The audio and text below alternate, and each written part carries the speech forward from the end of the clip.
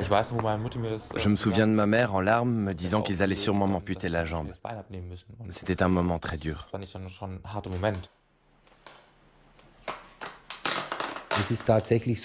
On se demande, qu'est-ce que je ne pourrais plus faire que je faisais avant? Et des milliers de choses vous viennent à l'esprit. On ne peut pas être en colère indéfiniment. Il faut s'habituer au fait qu'on ne pourra plus vivre comme avant. Et ça s'apprend avec le temps. Après une amputation, recevoir une prothèse est souvent synonyme d'espoir, celui de retrouver une vie comme avant.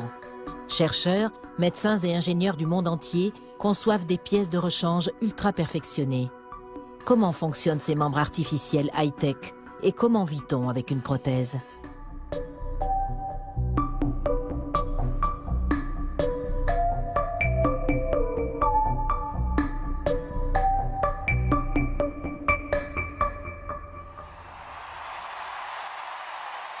Été 2012, Jeux paralympiques de Londres.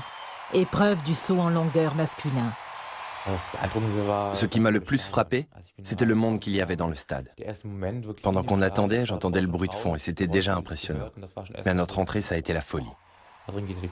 Quand j'ai compris qu'ils applaudissaient parce qu'on venait d'entrer, ça a été un sentiment incroyable. J'avais le sourire collé au visage. Ce sont les premiers Jeux paralympiques pour Marcus Rem, l'apogée de sa carrière sportive.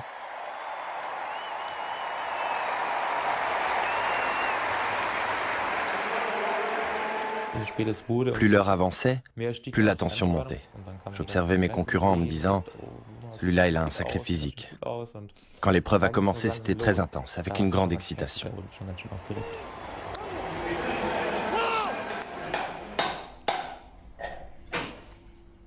Chez lui, en Rhénanie, Marcus Rem travaille comme orthoprothésiste. Il fabrique et assemble des prothèses pour les patients. Un métier qui demande du tact et de l'empathie.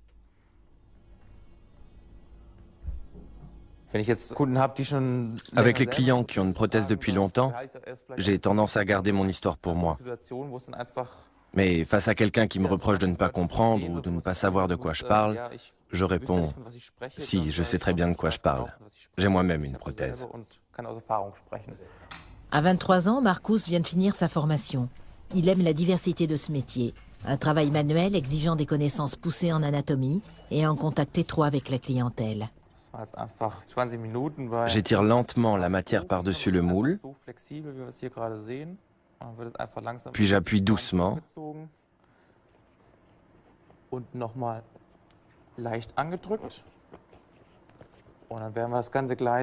Ensuite, j'ajuste l'ensemble sous vide d'air. Marcus est en pleine fabrication d'une emboîture, la partie qui sert d'interface entre le moignon et la prothèse et qui est chargée d'assurer une tenue optimale. On ne voit si ça convient qu'au moment où le client enfile l'emboîture. Mais là, je suis assez satisfait du résultat et j'ai hâte de lui faire essayer.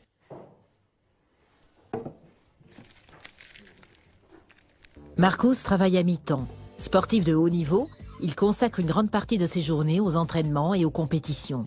En 2008, il a signé avec l'école d'élite sportive du Bayer Leverkusen. Le club sponsorise entre autres ses prothèses de sport très coûteuses. On voit bien la différence entre une prothèse de tous les jours et une prothèse de sport. C'est cette lame en carbone qui fait office de pied. Elle est conçue pour restituer l'énergie quand on court, ce que fait normalement la cheville. C'est un peu plus perfectionné qu'une prothèse de vie quotidienne.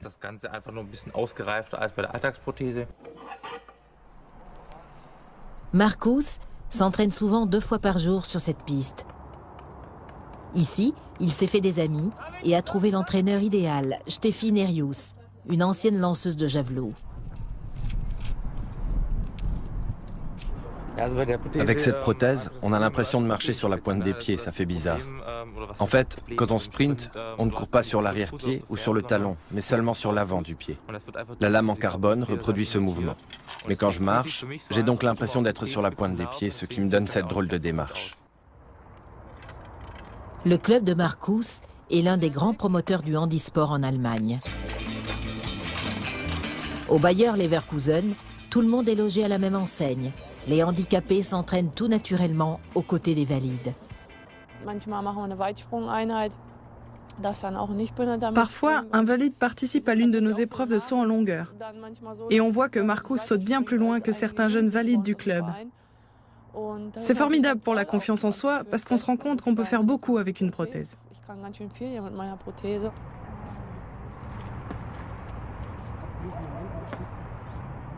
Plus que 2 mois avant les Jeux paralympiques de Londres.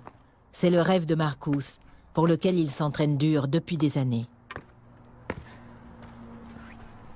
Désormais, l'entraînement lui sert surtout à ajuster et régler au mieux sa prothèse. Elle vient justement de se décrocher un peu de sa jambe.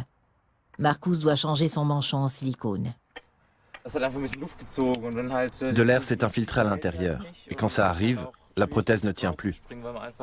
Il devient difficile pour moi de sauter correctement, parce que je ne sens plus bien la prothèse. Je ne sais pas comment elle se positionne quand je m'appuie dessus. Je perds un peu le contact avec le sol. Marcus est le premier athlète appareillé à avoir dépassé les 7 mètres au saut en longueur. Au début, j'avais peur que ça fasse mal. Et effectivement, quand on a été amputé depuis peu, c'est douloureux. Mais avec 2 jambes valides aussi, on sent un choc quand on touche le sable, même si ça ne fait pas vraiment mal. C'est pareil avec ma prothèse maintenant, je n'ai plus vraiment mal. Marcus a du talent et de l'ambition. Il est l'un des grands espoirs allemands pour les Jeux paralympiques.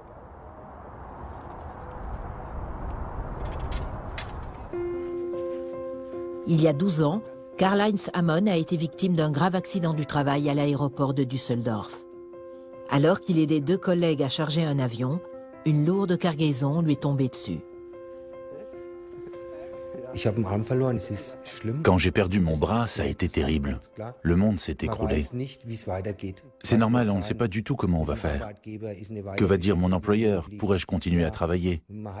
On a quand même des obligations, comme payer son loyer, sa voiture. D'ailleurs, pourrais-je encore conduire avec un seul bras? Karl-Heinz a dû être amputé du bras gauche au-dessus du coude. Depuis, il porte une prothèse. Mais il n'a jamais été du genre à se lamenter sur son sort. Il a toujours littéralement pris sa vie en main. Super, Denis, il est beau. L'avantage, c'est qu'avec la prothèse, on ne se brûle pas. On peut retirer un plat chaud du four ou une saucisse du grill si elle commence à brûler.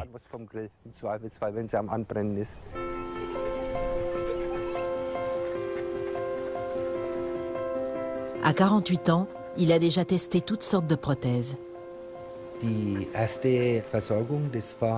Ma première prothèse était purement esthétique. On ne pouvait rien faire avec. Elle servait seulement à remplir la manche et à recréer un équilibre pour la colonne vertébrale avec un poids à gauche pour éviter que je prenne une mauvaise posture et que l'épaule remonte. À l'époque, Karl-Heinz était loin d'être satisfait de cette solution. Aujourd'hui, il porte une prothèse high-tech. Son orthoprothésiste, Thomas Münch, est le seul en Allemagne à pouvoir proposer ces prothèses myoélectriques utilisant la technique TMR. Je trouve ça passionnant d'ouvrir de nouvelles voies. La technique TMR est toute nouvelle. Il y a 4 ou 5 ans, on n'aurait jamais imaginé pouvoir proposer ça à un patient amputé du bras. Peux-tu rallumer ta prothèse? Je voudrais faire quelques exercices. Peux-tu plier le coude, s'il te plaît? Puis ouvrir la main, fermer la main. La particularité de cette prothèse, Karl-Heinz la dirige rien que par la pensée. Maintenant, plie le coude vers le haut en fermant la main. Parfait. Sa prothèse utilise la technique TMR, ou réinnervation musculaire ciblée, une procédure chirurgicale révolutionnaire, applicable même chez les personnes amputées de tout le bras. Son principe, les nerfs autrefois reliés au bras, donc devenus inutiles après l'amputation, sont réimplantés dans un autre muscle. Dans cette animation, le muscle pectoral. En quelques mois, les nerfs vont s'y lier et redevenir fonctionnels. L'intérieur de la prothèse est équipé d'électrodes ultrasensibles, en contact étroit avec la peau. Quand le patient contracte le muscle correspondant, Le signal est capté par la prothèse qui reproduit le mouvement. Pour simplifier, je dis souvent qu'on recable le bras du patient. Ainsi, quand il veut ouvrir la main, le patient va contracter un certain muscle, ce qu'il ne pouvait pas faire avant l'opération, puisque le nerf n'entraînait aucune réponse. Ce nerf, qui servait auparavant à diriger les muscles de la main pour qu'elle s'ouvre, contracte désormais l'un des muscles. C'est ce qui se passe avec M. Hammond. Ainsi, quand Karl-Heinz fait bouger en pensée son bras absent, il active le muscle qui a été réinnervé et c'est la prothèse qui bouge.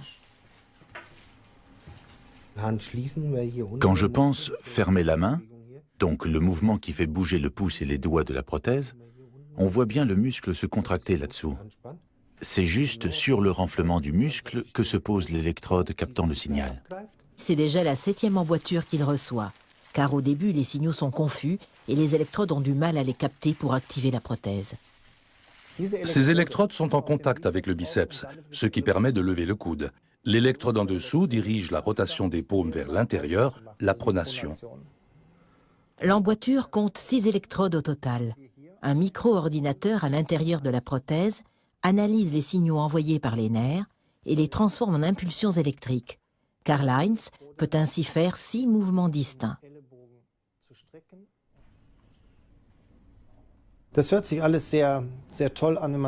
Ça semble fabuleux, mais il ne faut pas oublier que le véritable membre, le bras, n'existe plus. Donc qu'il n'y a plus aucune sensibilité. On ne peut ni sentir ni toucher, on n'a plus de sensation. Cette prothèse reste une solution de rechange. Ce n'est pas la reconstruction d'un vrai bras.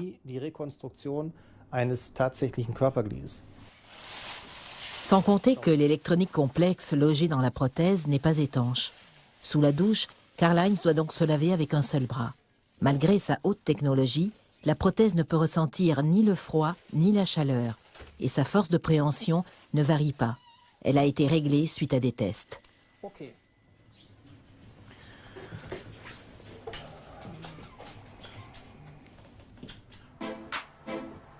Aujourd'hui, Marcus s'est entraîné au petit matin. Dès qu'il a le temps, il va pratiquer un autre de ses hobbies. Hors de question pour lui d'y renoncer parce qu'il n'a plus de tibia. C'est une prothèse normale et c'est une planche normale. La seule différence, c'est que j'ai une prothèse alors que les autres riders n'en ont pas. Le wakeboard a toujours été sa grande passion. Mais c'est aussi ce qui a bouleversé sa vie. C'était un beau soir d'été. Marcus avait 14 ans et passait la journée au bord de l'eau avec sa famille. Il s'apprêtait à partir, mais les conditions idéales ont incité Marcus à refaire un tour. J'étais tracté par un bateau. Il n'y avait pas de téléski nautique, comme ici. Je ridais, j'ai sauté par-dessus la vague et je suis tombé. Un autre bateau est arrivé par derrière sans me voir et m'est passé dessus. Mes jambes ont été prises dans l'hélice. Les secours arrivent immédiatement. Marcus est encore conscient, sa jambe droite presque entièrement arrachée. Je me souviens de ma mère en larmes me disant qu'ils allaient sûrement m'amputer la jambe. C'était un moment très dur. Sur le coup, le monde s'écroule. La nuit avant l'amputation, j'ai eu affreusement mal. J'étais déjà au maximum des antalgiques et malgré tout, la douleur était atroce. Je m'en souviens encore très bien. 3 jours plus tard, la sentence tombe. Impossible de sauver la jambe de Marcus. Je me sentais très seul face à cette situation. J'ai beaucoup pleuré, je passais mes soirées dans ma chambre à me demander comment j'allais faire pour continuer à vivre. Heureusement, le jeune sportif est un battant. Il veut s'en sortir et aller de l'avant. Il attend avec impatience sa première prothèse. La première fois que je me suis mis debout sur ma prothèse, ça a été la douche froide. Ça faisait terriblement mal, je n'arrivais pas à m'appuyer correctement dessus. Au lieu de me motiver, ça m'a plutôt abattu. Cela lui a pris du temps, mais aujourd'hui, Marcus ne se considère plus comme handicapé. Il conduit une voiture avec changement de vitesse. Il n'utilise pas sa cheville pour appuyer sur l'accélérateur, mais évalue la pression sur la pédale avec sa cuisse. C'est ainsi qu'il a appris à conduire. Aujourd'hui, il se rend chez un client. Parfois, avec les personnes récemment amputées, on joue aussi le rôle de confident. Surtout quand ils comprennent que j'ai vécu la même chose qu'eux. Comme je peux me baser sur mon expérience, je suis quelqu'un à qui ils peuvent s'ouvrir.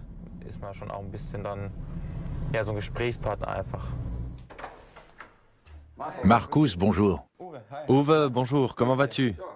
Uwe a beaucoup de questions à poser à Marcus sur les prothèses, un sujet qu'il ne maîtrise pas encore.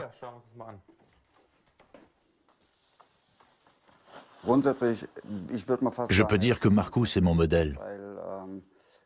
Je ne serai jamais aussi sportif que lui, ça n'a jamais été mon truc. Mais à le voir bouger, jamais on ne se douterait qu'il est handicapé. Sa prothèse ne se remarque pas et je trouve ça absolument formidable. Est-ce que je pourrais faire du jogging avec ma prothèse plus tard? Ça dépendra du type de pied qu'on choisit. On est tous les deux d'accord pour prendre un pied pour personnes très actives. Uwe Schulz a 49 ans. Pour l'instant, il passe l'essentiel de son temps chez lui et il a hâte de pouvoir retrouver le grand air. On pourra faire différents essais, en commandant des pieds pour les tester. Les manchons en silicone apparus il y a quelques années ont changé la vie de nombreux amputés tibiaux. Ils font en sorte que la prothèse reste bien en place sur le moignon. La recherche va se poursuivre en direction de l'électronique, de la bionique. Il y aura des chevilles intelligentes pour les amputés tibiaux. Elles lèveront le pied en phase pendulaire, ajusteront la position pendant la marche en montée et auront d'autres fonctions. Il existe déjà des pieds qui le font, mais leur poids est encore trop élevé. Donc je ne crois pas qu'ils conviennent vraiment au quotidien pour des patients actifs. Pour les amputés fémoraux, il existe déjà des genoux intelligents qui imitent les mouvements naturels du corps et reconnaissent quand ils doivent se plier. Un ordinateur permet de paramétrer la prothèse individuellement pour chaque utilisateur. Des capteurs mesurent la vitesse de la marche et les forces exercées sur la prothèse jusqu'à 50 fois par seconde, et un microprocesseur régule l'amortissement de l'articulation à chaque pas. Tout se fait automatiquement et l'appareillé peut ainsi marcher sur un terrain inégal, monter des escaliers ou faire du vélo. La science repousse sans cesse ses limites. Il existe aussi l'ostéo-intégration, avec laquelle le support de la prothèse est monté directement sur l'os. Cette technique n'est pas encore tout à fait au point, il faut encore l'améliorer. Mais à mon avis, dans les prochaines années, les choses vont beaucoup évoluer.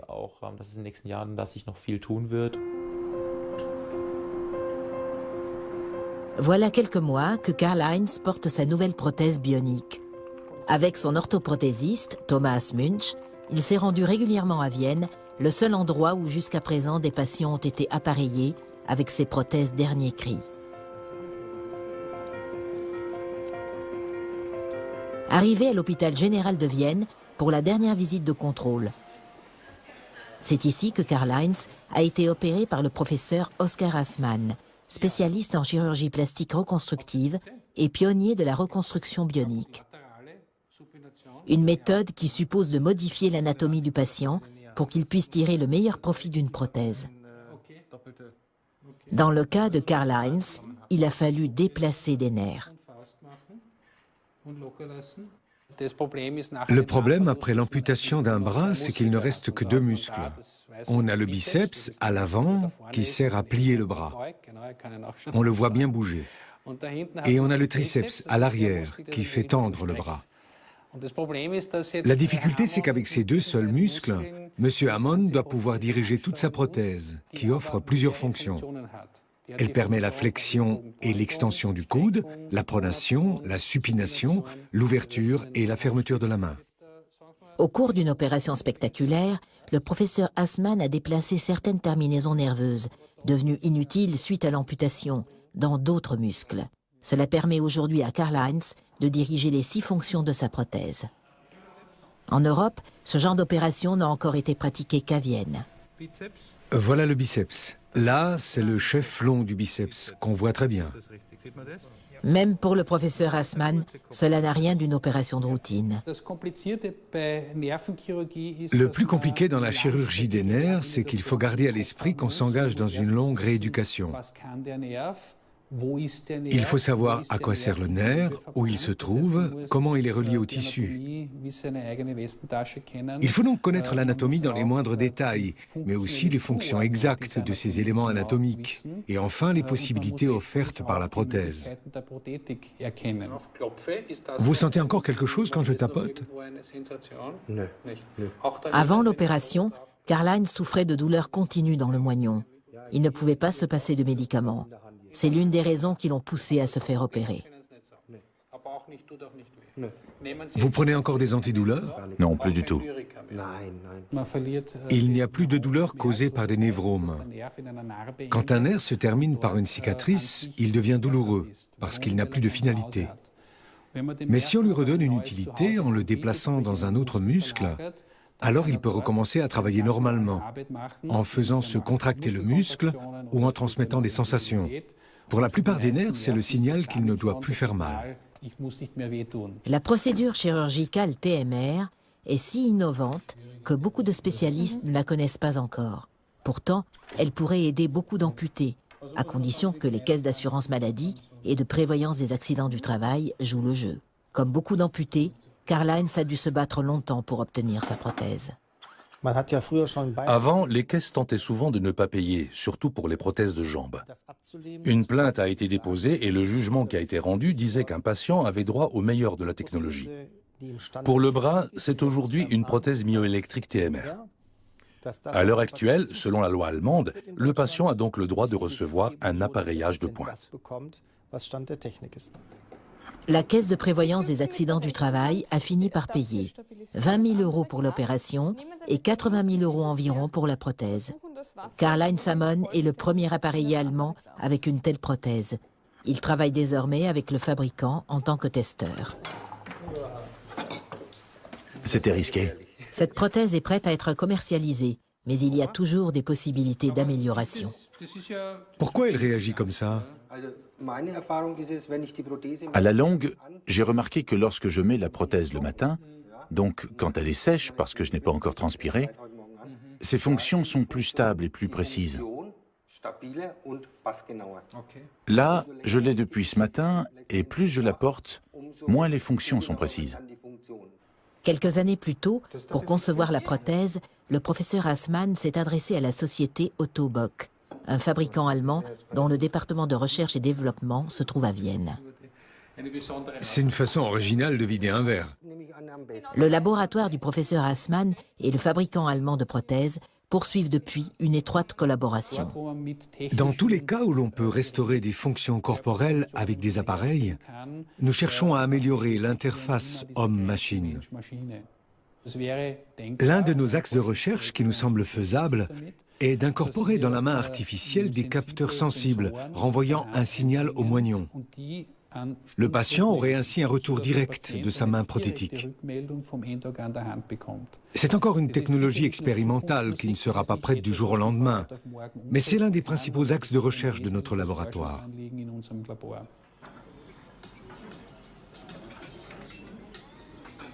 Le professeur Assmann a aussi opéré Patrick Mayerhofer, un jeune Autrichien de 25 ans. Il y a 4 ans, cet électricien a reçu une violente décharge entraînant de très graves brûlures. Sa main droite a pu être sauvée, mais la gauche est restée mutilée. Le jeune homme a finalement choisi l'amputation. Comme celle de Karl-Heinz Samon, sa prothèse de main bionique est dirigée par la pensée. Patrick Mayerhofer peut même bouger chaque doigt séparément. Mais ce genre de prothèse n'existe pour l'instant que pour les personnes amputées sous le coude.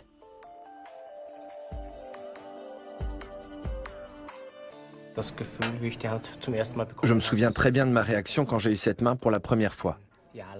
Ça faisait 1 an que je portais une vieille prothèse qui était déjà très bien, mais qui ne pouvait couvrir et fermer la main. C'était tout. Avec la main Michelangelo, j'ai 7 positions au lieu d'une seule. C'est un progrès incroyable qui m'a donné un grand sentiment de bonheur, comme de tirer les 6 chiffres au loto. La main de Patrick Mayerhofer dispose de 4 doigts articulés et d'un pouce positionnable séparément. Si je veux tenir la coupelle, je dois changer de position. Avant, j'étais en position de prise latérale, mais c'était un peu trop petit pour tenir la coupelle correctement. Donc je change pour une prise tripode, ce qui me permet de mieux l'avoir en main. Les commandes sont assurées par un micro-ordinateur caché dans la prothèse. Il ne faut que quelques heures pour apprendre à la manier, ce n'est pas très compliqué. Au début, il faut réfléchir pour savoir quelle position utiliser pour quel objet, mais aujourd'hui je n'y pense même plus.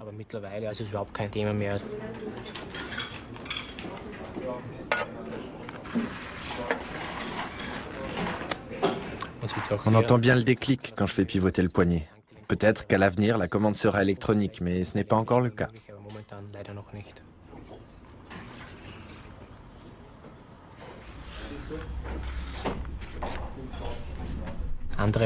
Les gens qui voient ma prothèse pour la première fois sont toujours impressionnés.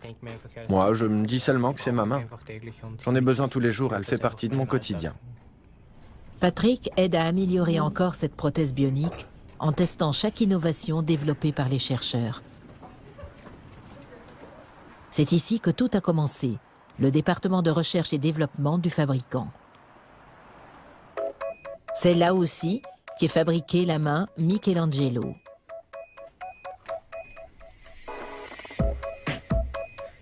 Les ingénieurs électroniciens et les mécaniciens assemblent les 700 composants avec une précision millimétrique.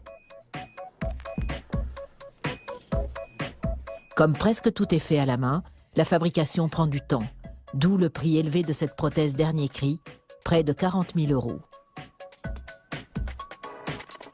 Avant que ces membres artificiels high-tech soient disponibles chez les distributeurs de matériel médical, ils doivent passer au banc d'essai.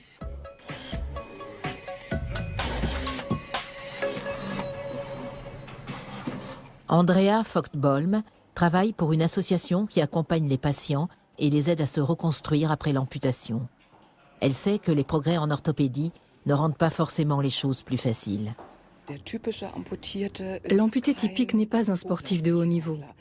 80% des amputés ont plus de 60 ans et souffrent souvent d'une maladie chronique. Avant même l'amputation, ils sont confrontés à toutes sortes de pathologies. Les médecins font appel à Andrea quand leurs patients s'apprêtent à quitter l'hôpital, 10 à 14 jours après l'amputation. Ils sont souvent désemparés. Rien n'est prévu pour eux dans le système de santé allemand, une lacune que vient combler son association Ampuvita, financée exclusivement par des dons. Madame Visser, je vous présente Madame Vogt-Bolm. Bonjour Madame Visser. Une amputation entraîne des changements considérables. Il faut réorganiser toute sa vie. Et souvent, les patients âgés se sentent complètement dépassés. Ce qui m'importe, c'est de savoir comment vous ferez à votre retour chez vous. Je vis dans un appartement au 2e étage, sans ascenseur. Donc l'un des principaux objectifs de votre rééducation doit être de pouvoir monter les escaliers, car vous voulez rester chez vous. Avec de la persévérance et une grande volonté, on y arrivera. Bien sûr. Mais je dois quand même vous prévenir qu'il y aura des phases où vous vous direz « c'est trop difficile ». Mais souvent, quand on se sent au plus bas, on rebondit ensuite avec d'autant plus d'énergie. La plupart des patients du service ont été contraints à l'amputation suite à un diabète de type 2 ou à des maladies vasculaires. C'était aussi le cas de Sieglinde Visser. En proie à des douleurs permanentes, malgré d'innombrables opérations, elle a choisi l'amputation.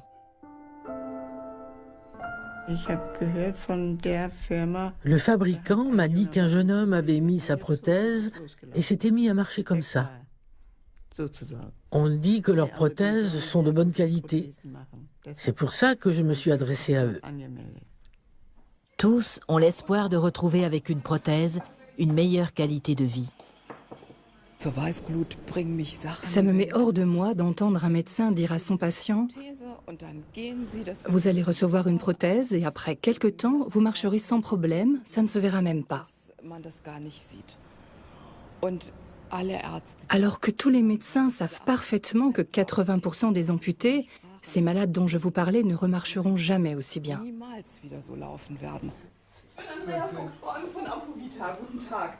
En quelques années, la petite association est devenue un institut de conseil très sollicité par les amputés et leurs familles. La demande est immense. En complément des groupes de soutien, Ampu-Vita propose des séminaires et des cours de mobilité.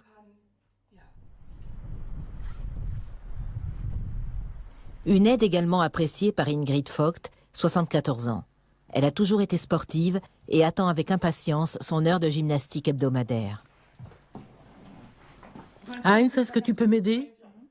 Ingrid Vogt souffre d'artériopathie oblitérante des membres inférieurs, un grave trouble circulatoire. Des plaques d'athérome ont envahi et rétréci les artères de ses jambes jusqu'à l'obstruction totale. C'était en 1998. Dans la rue, j'ai soudain senti une douleur dans le mollet. Je suis resté sans bouger quelques instants. J'ai trouvé ça étrange, mais je me suis dit que j'avais dû faire un faux mouvement en faisant du sport, que c'était des courbatures. C'était le même genre de douleur. Mais ensuite, j'ai constaté que ça s'aggravait. Avec le temps, je pouvais marcher de moins en moins loin sans avoir mal. Et la douleur elle-même empirait. Ingrid a une véritable odyssée de consultation médicale derrière elle, qui s'est soldée par l'amputation de ses 2 jambes. Voici ma prothèse qui remonte jusqu'en haut de la cuisse. À l'intérieur, il y a une tige de métal sur toute la longueur, avec une charnière qui fonctionne comme un genou. Après 3 opérations de la jambe gauche, il ne lui reste plus qu'un moignon très court. Sous le genou, il y a plein de nerfs qui se rejoignent. Des nerfs, des vaisseaux sanguins. Quand je mets ma prothèse, ça exerce une pression très forte sur le dessous. Même si les tissus sont mous, j'ai du mal à le supporter. D'autres y arrivent peut-être, mais moi, une telle pression sur le moignon me fait mal. Avec ses prothèses, Ingrid peut marcher 40 mètres au maximum. Son fauteuil roulant n'est jamais loin. Andrea de l'association Ampu-Vita lui rend visite dans son appartement où elle vit avec son mari Heinz. Tu as mis tes prothèses aujourd'hui? Oui. Ingrid fait de vrais efforts. Je vais m'asseoir. Mais elle atteint vite ses limites. Là, ça soulage mon genou. Ça me fait tellement mal. Je ne sais plus quoi faire. Son mari Heinz se sent lui aussi démuni.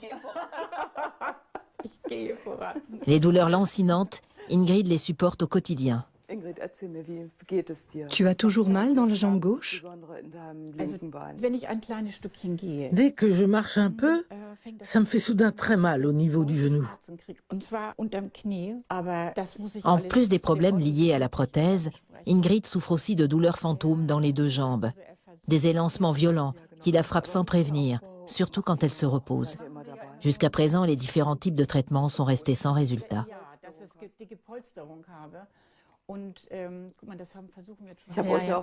Mais je sais que vous êtes 2 à supporter tout ça. Ce n'est pas toujours le cas. Beaucoup de couples se séparent parce que l'amputation est trop dure à gérer.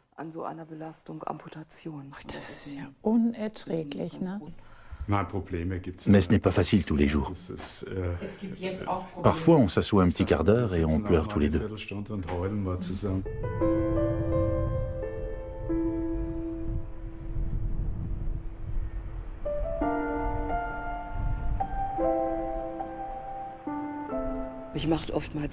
Ça me met régulièrement en colère de voir que des personnes âgées ne reçoivent pas de prothèses adaptées après leur amputation. Je répète sans cesse que ça ne doit pas forcément être des prothèses de sport ou pour personnes très actives, mais au moins des prothèses qui correspondent aux besoins de la personne, pour qu'elle puisse continuer à vivre sa vie. On dessine un 8 avec le bras, vers l'intérieur et l'extérieur, en restant détendu. Ingrid ne raterait pour rien au monde son cours de gymnastique du vendredi. Le couple ne sort plus que rarement de chez lui, surtout en hiver. Le plus important, c'est que je fasse bouger mes jambes. Avec le haut du corps, je reste très active, mais pour les jambes, ça ne suffit pas. Je vais donc à ce cours de gymnastique et ça me plaît beaucoup. Pour le moral aussi, il est important de rencontrer des personnes dans la même situation. Ingrid a fait ici de nouvelles connaissances. C'est parfois très dur. J'imaginais que ce serait un peu plus facile, il faut bien le dire. Si on reste chez soi à ne rien faire, ça devient de pire en pire. Or, la plupart des amputés restent chez eux. On ne les croise pas dans la rue. Si on m'avait dit à quel point ce serait pénible, je ne sais pas si j'aurais eu le courage de le faire. Il m'a fallu beaucoup de force pour pouvoir recommencer à faire le ménage, m'occuper des enfants. Aujourd'hui, après 4 ans, ça va. Mais marcher sur de longues distances, ça reste impossible.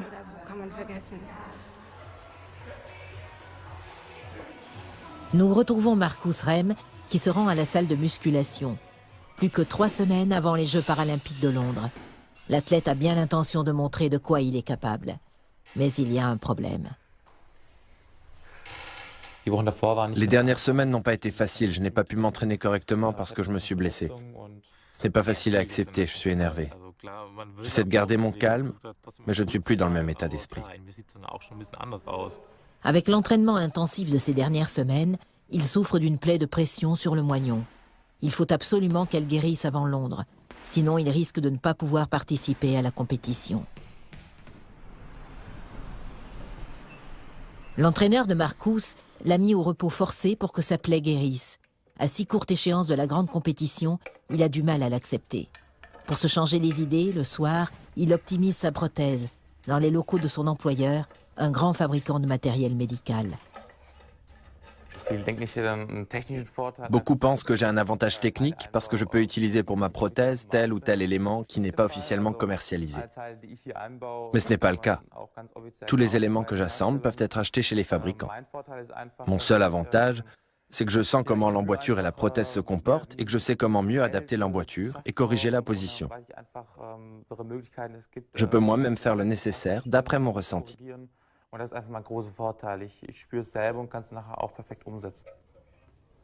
Le bricolage tient encore une grande part dans le handisport. Bataille des matériaux, technodopage.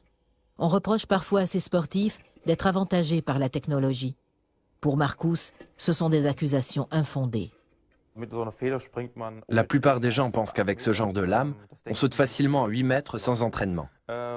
Au contraire, il faut s'entraîner dur. Rien que de réussir à courir avec cette prothèse, c'est déjà une question d'entraînement. David, un sprinter double amputé de notre club, m'a raconté que pendant 6 mois, il n'a fait que de la musculation et des exercices d'équilibre pour que son dos supporte de courir ainsi. C'est bien moins facile que ce que les gens imaginent. Avec l'effet ressort des lames en carbone, ils pensent qu'il est facile de sauter à 8 mètres. Mais ce n'est pas si évident. De retour chez Karl-Heinz, c'est enfin le week-end. Après une dure semaine de travail à l'aéroport, le père de famille est fatigué. Ses filles ont demandé à fabriquer des lampions.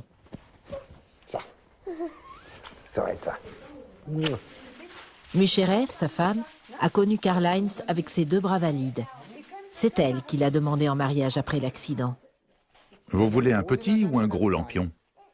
Moi, j'en veux un gros. Les 3 filles n'ont pas connu leur père autrement. Elles n'ont aucune gêne ni appréhension envers sa main artificielle. Quand papa m'a emmenée à la fête de l'école pour Halloween, tous ceux de ma classe l'ont regardé. Le lendemain, ils sont presque tous venus me demander « Qu'est-ce qu'il a ton papa? Qu'est-ce qui s'est passé ?» Alors je leur ai expliqué. Pourtant, je portais une prothèse, non? Oui, mais ça faisait quand même un peu bizarre. Les enfants sont souvent plus honnêtes que les adultes. Ils ne chuchotent pas derrière votre dos, ils vous posent directement la question.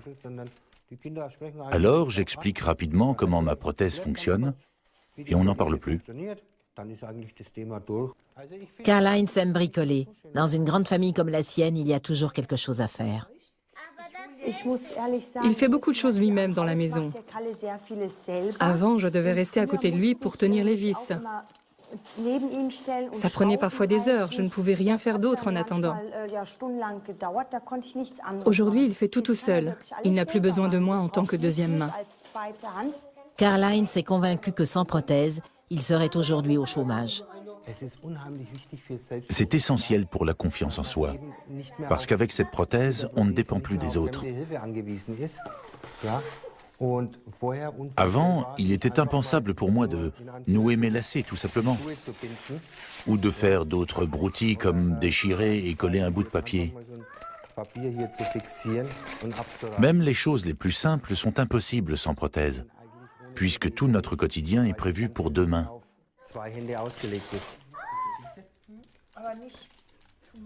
Karl-Heinz se considère chanceux d'avoir reçu une prothèse aussi perfectionnée. Cela l'attriste de penser au nombre d'amputés dans le monde qui sont laissés pour compte.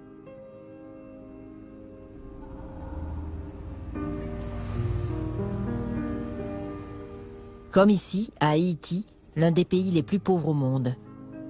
Après le violent tremblement de terre de janvier 2010, plus de 4000 personnes ont dû être amputées du bras ou de la jambe.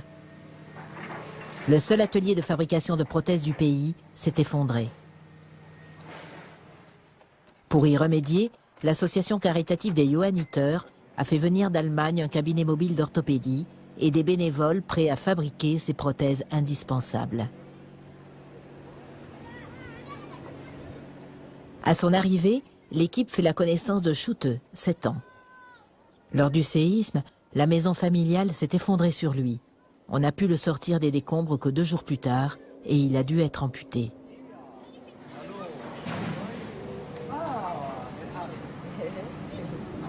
Schutte vit chez sa grand-mère. Elle espère que les orthoprothésistes allemands pourront offrir une nouvelle jambe à son petit-fils.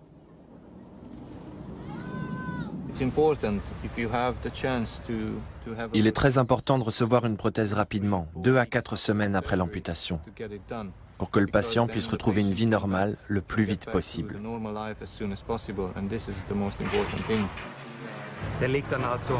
L'amputé reste à la maison, comme les millions d'autres personnes qui n'ont pas d'appareillage.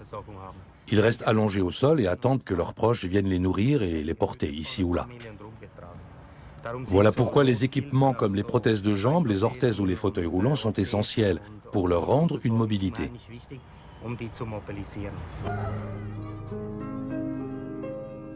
Dans les pays comme Haïti, où survivre est la première des préoccupations, on se soucie peu des handicapés.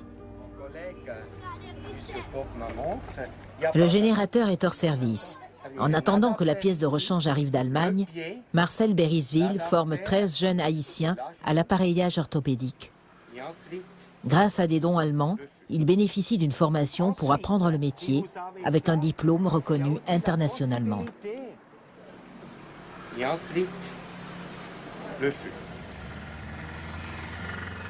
Quelques semaines plus tard, Schutte et sa grand-mère prennent un taxi-moto pour retourner chez les Johanniter.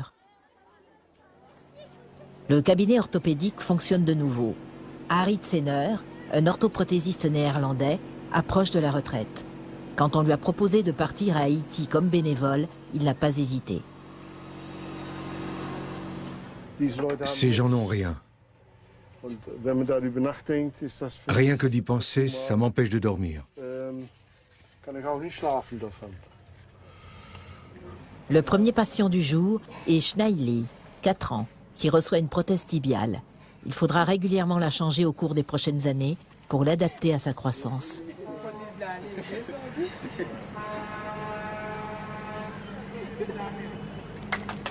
Ces moments donnent aux bénévoles la force de continuer, malgré les conditions de vie difficiles dans le pays.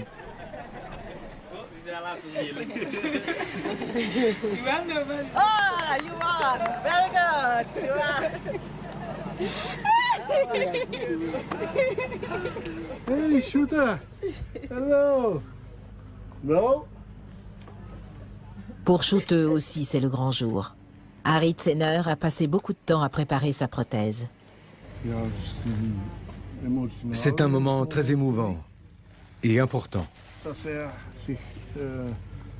Je veux qu'il se sente bien dans sa prothèse et qu'il puisse marcher.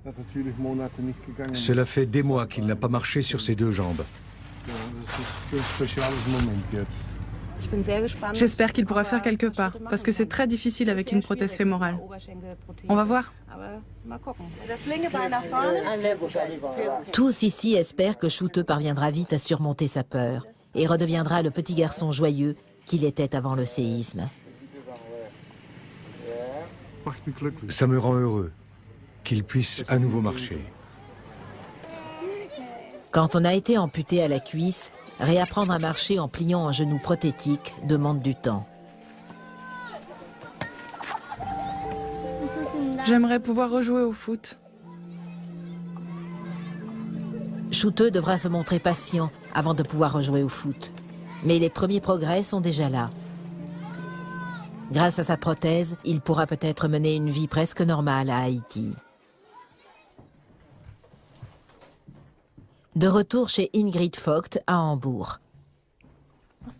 Tu peux m'ouvrir la porte? Comme ça, je vais sortir. Je perds facilement ma prothèse, en glissant hors du manchon en silicone. Ça m'est déjà arrivé plusieurs fois dans l'escalier. Alors je m'arrête et je m'assois. Mon mari, qui n'est jamais loin, m'aide à enlever rapidement ma prothèse. On prend un mouchoir pour essuyer le manchon et ma jambe. Quand c'est sec, je peux remettre la prothèse et continuer. La différence de poids entre ces deux prothèses, fémorale et tibiale, rend la marche encore plus difficile. Son mari Heinz a toujours peur qu'elle tombe. Si on décide de le faire correctement, c'est un boulot à plein temps. Il n'y a pas de problème tous les jours, mais il faut être là. Au début, c'était un peu difficile, mais aujourd'hui, je m'y suis fait, ça ne me dérange plus. Je l'accepte très bien. Tous deux disent même que ce coup du sort a renforcé leur mariage.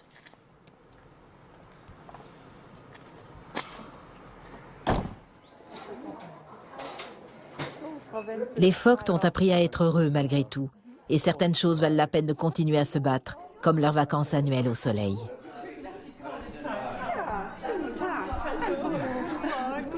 Bonjour, comment allez-vous? Vous voulez vous mettre là? Je vais pousser la chaise.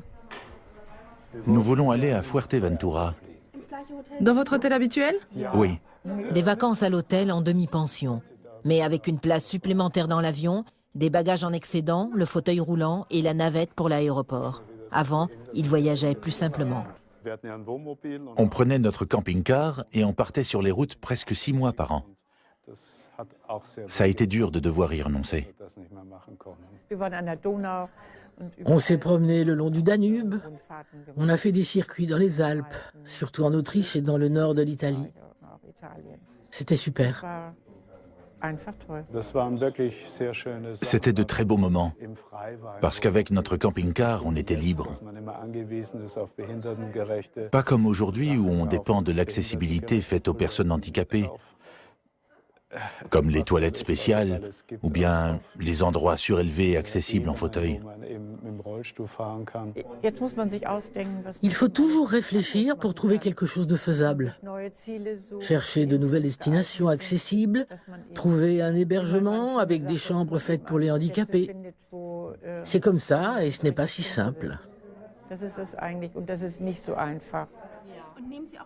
Malgré tout, Ingrid et Heinz se sont étonnamment bien adaptés à ce nouveau mode de vie. Ils ne sont pas amers d'avoir dû renoncer à tant de choses. Au contraire, ils se réjouissent de tout ce qui est encore possible. Pour être honnête, depuis l'amputation, je suis même plus joyeuse qu'avant.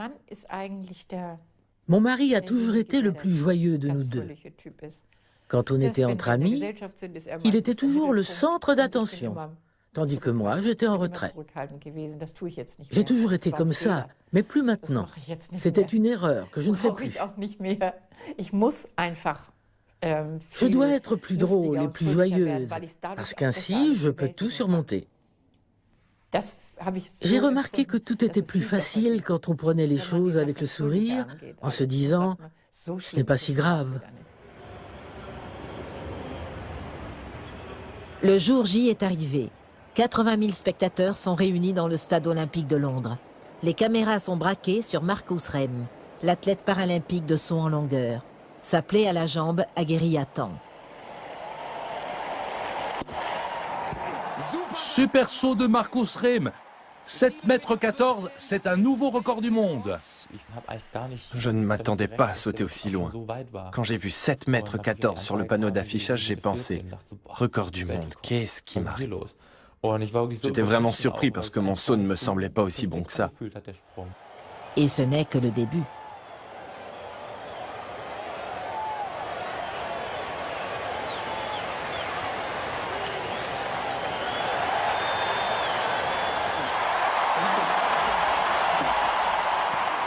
Waouh, encore un saut incroyable, c'est fou! Super saut de Marcus Rem. C'est très loin, 7,35 m. Encore un record du monde pour Marcus Rem.